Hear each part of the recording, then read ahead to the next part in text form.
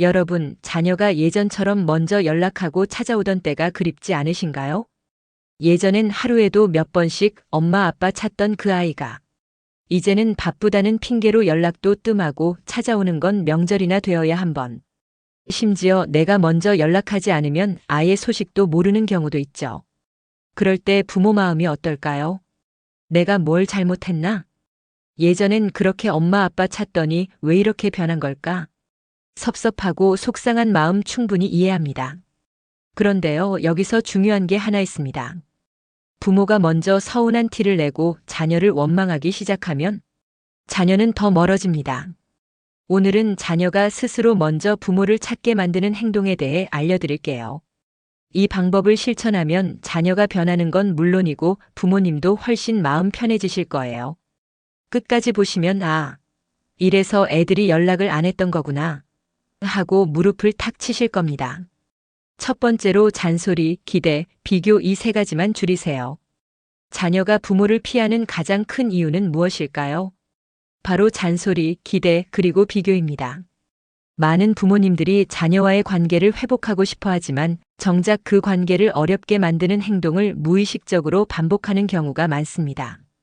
부모 입장에서야 자녀가 걱정되니까 한마디 하는 것이지만 자녀 입장에서는 그것이 부담과 스트레스로 다가옵니다. 예를 들어 부모가 자녀에게 이런 말을 할 때를 생각해 봅시다. 넌 왜 그렇게 바쁘냐? 연락 좀 자주 해라.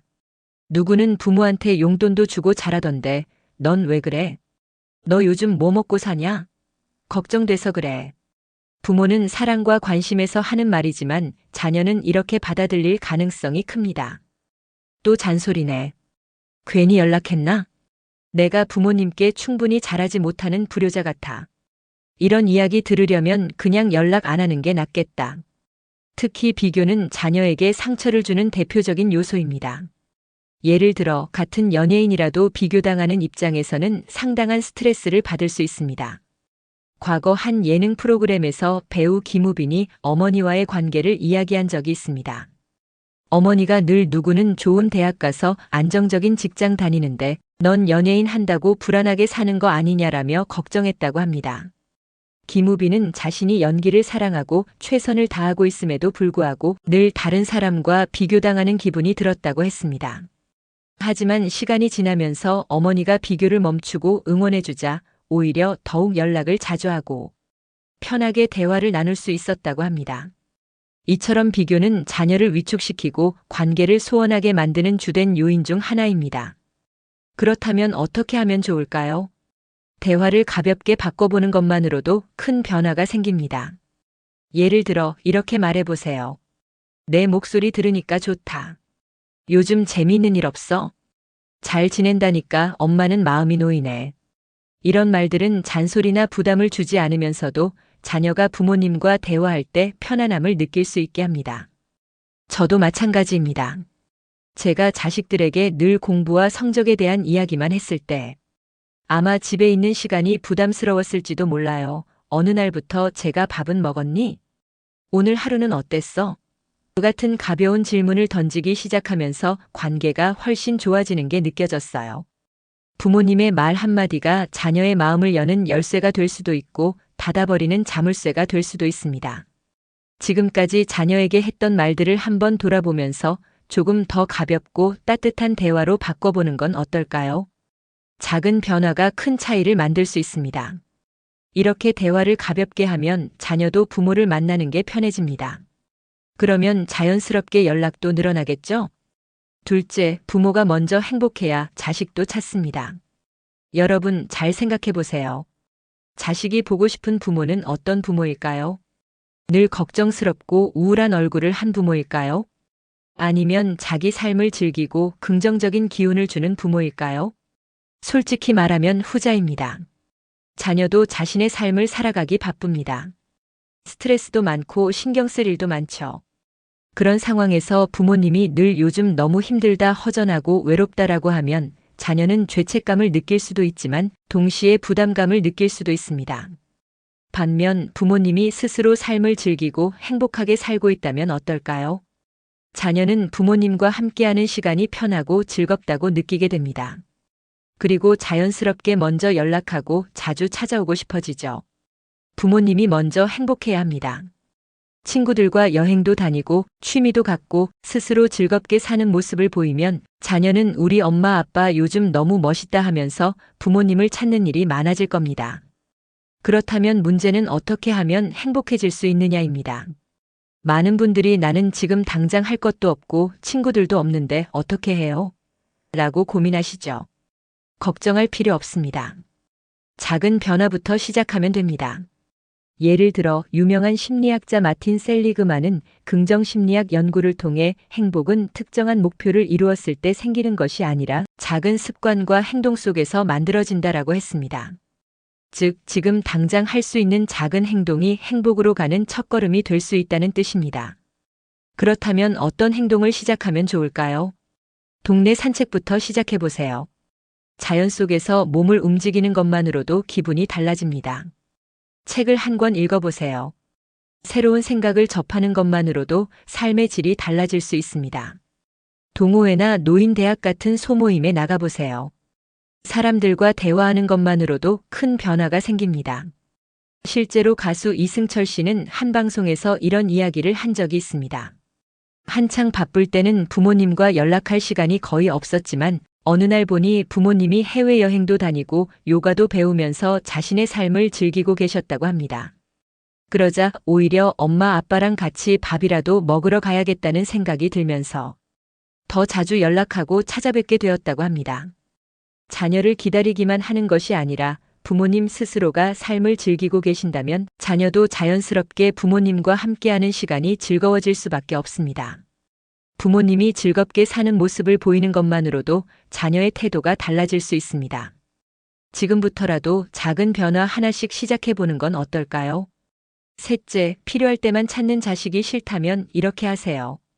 부모를 찾을 때는 돈이 필요하거나 도움이 필요할 때만 오는 자식들. 솔직히 너무 서운하죠. 용돈 필요할 때만 연락하고 도와달라고 할 때만 온다. 아프거나 힘들 때만 엄마 아빠를 찾는다. 잘 지내고 있을 때는 연락 한 통 없다. 이런 상황이 반복되면 부모 입장에서는 서운함을 넘어 배신감까지 느껴질 수 있습니다. 하지만 여기서 중요한 게 있습니다. 부모가 도움을 주는 존재가 아니라 편안한 존재가 되어야 한다는 점입니다.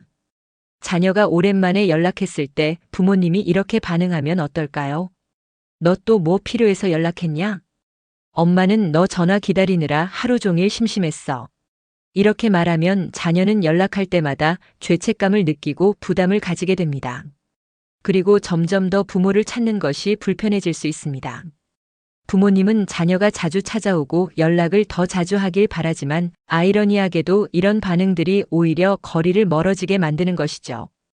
그렇다면 어떻게 해야 할까요? 오랜만에 내 목소리 들으니까 기분이 좋네. 우리 애 전화해줬네. 고맙다. 필요한 게 있으면 부담 갖지 말고 말해. 이렇게 말해보세요. 중요한 것은 자녀가 연락을 했을 때 부담을 느끼지 않도록 하는 것입니다. 부모님과 연락할 때마다 죄책감이나 부담을 느낀다면 자연스럽게 연락 횟수는 줄어들 수밖에 없습니다. 반면 부모님이 따뜻하고 긍정적인 반응을 보이면 자녀도 편안하게 연락하고 자주 찾아오고 싶어질 것입니다. 연예인들 중에서도 부모와 친하게 지내는 사람이 많습니다. 그 이유를 들어보면 대부분 비슷한 이야기를 합니다. 배우 김혜수 씨는 여러 인터뷰에서 어머니와의 관계를 이야기한 적이 있습니다. 어렸을 때부터 부모님이 자신을 믿어주고 부담을 주지 않아서 항상 부모님과 편하게 지냈다고 합니다. 그래서 힘들 때도 기쁠 때도 자연스럽게 부모님을 찾게 되었다고 합니다. 반면 부모님이 자신에게 잔소리를 하거나 부담을 주는 경우가 많았다면 아마도 관계가 지금처럼 좋지 않았을 수도 있겠죠. 심리학적으로도 이런 원리가 있습니다. 미국의 심리학자 존 가트맨은 관계 연구에서 정서적 은행 계좌라는 개념을 설명한 바 있습니다. 우리가 누군가와 관계를 맺을 때 긍정적인 경험이 많으면 그 사람을 더 자주 찾고 싶어지고 부정적인 경험이 많으면 점점 멀어지게 된다는 이론입니다. 즉, 부모님과의 대화에서 긍정적인 경험이 쌓이면 자녀는 부모님을 더 자주 찾게 됩니다. 반대로 대화할 때마다 잔소리나 부담이 많으면 점점 관계가 소원해질 수밖에 없습니다. 그러니 다음과 같은 방법을 시도해 보세요. 자녀가 연락하면 왜 이제야 연락했냐? 보다는 전화해줘서 고맙다라고 말하기. 자녀가 무언가 필요해서 연락했을 때 필요할 때만 찾네보다는 언제든 말해, 엄마. 아빠는 널 돕고 싶으니까라고 하기. 자녀와의 대화를 부담스러운 자리가 아니라 편안한 시간으로 만들기. 이런 작은 변화만으로도 자녀는 부모님과의 관계에서 부담을 덜 느끼고 자연스럽게 더 자주 찾아오고 싶어질 것입니다. 부모님이 서운함을 표현하는 것도 이해할 수 있습니다. 하지만 감정적으로 대응하기보다는 관계를 긍정적으로 바꿀 수 있는 작은 습관들을 만들어가는 것이 더 효과적일 수 있습니다. 자녀가 필요할 때만 연락하는 것이 서운하다면 부모님이 먼저 자녀가 편하게 연락할 수 있는 사람이 되는 것이 중요합니다. 그러면 자녀도 자연스럽게 부모님을 찾는 일이 많아질 것입니다. 부모와 자녀 관계는 노력 없이 저절로 좋은 방향으로 흘러가는 것이 아닙니다. 작은 말 한마디, 작은 태도의 변화가 쌓여서 더 따뜻하고 가까운 관계를 만들어가는 것이죠. 자녀가 부모를 피하지 않고 부담 없이 찾고 싶어지는 부모가 되려면 잔소리, 기대, 비교를 줄이고 부모님이 먼저 행복한 삶을 살고 자녀가 부담 없이 연락할 수 있도록 따뜻한 태도를 유지하는 것이 중요합니다. 작은 변화가 큰 변화를 만들어냅니다. 오늘 이야기한 방법들을 하나씩 실천해 보시면 어느 순간 자녀가 먼저 연락하고 자주 찾아오는 모습을 보실 수 있을 거예요. 여러분, 오늘 영상이 도움이 되셨다면 좋아요, 구독 눌러주시고 댓글로 여러분의 경험을 나눠주세요. 오늘도 따뜻한 하루 보내시고요. 웃으면 복이 와요.